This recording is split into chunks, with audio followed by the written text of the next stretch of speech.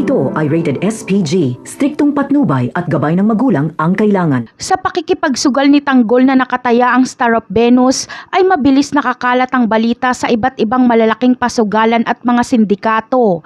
Kaya marami ang magkakainteres na makilala ang may hawak ng Star of Venus na si Tanggol. Kaya mabilis ang pagsikat ni Tanggol sa mundo ng pasugalan at sindikato. Ang Star of Venus din ang hahatak ng mga tao para magkaroon ng maraming customer ang pasugalan nila Tanggol. Marami kasi ang gustong makakita dito. Isa na dito ay si David. Para kay David ay lahat ng gustuhin niya ay makukuha niya.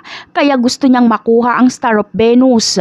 Pupunta si David sa pasugalan na pinapatakbo nila Tanggol at gusto niyang makaharap ang taong may hawak ng brilyante. Ikakagulat ni David dahil si Tanggol pala ito. Alam ni David na hindi niya makukuha ng pwersahan kay Tanggol ang brilyante, kaya makikipagsugal siya at gusto niyang itaya ni Tanggol ang brilyante. Sa kabilang eksena naman ay sa pag-uusap ni Marites at Ramon ay ipinagmalaki nga ni Ramon na magaling na negosyante na ang kanilang anak na si Tanggol at mayaman na ito.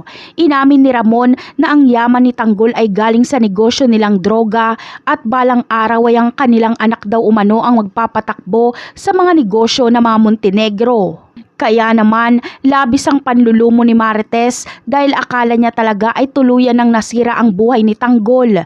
Wala siyang kaalam-alam na si David ang kasama ni Ramon.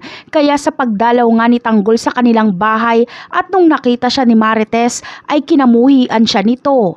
Itinakwil ni Marites si Tanggol bilang anak. Maganda sana ang intensyon ni Tanggol dahil nag-abot sana siya ng pera pero pinagtabuyan siya ni Marites. Kaya gano'n na lang ang sakit ng damdamin na naramdaman ni Tanggol. Nagsisilang siya na pumunta pa siya sa kanila.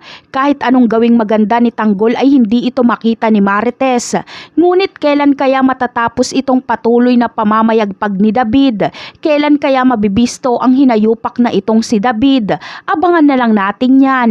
Bye!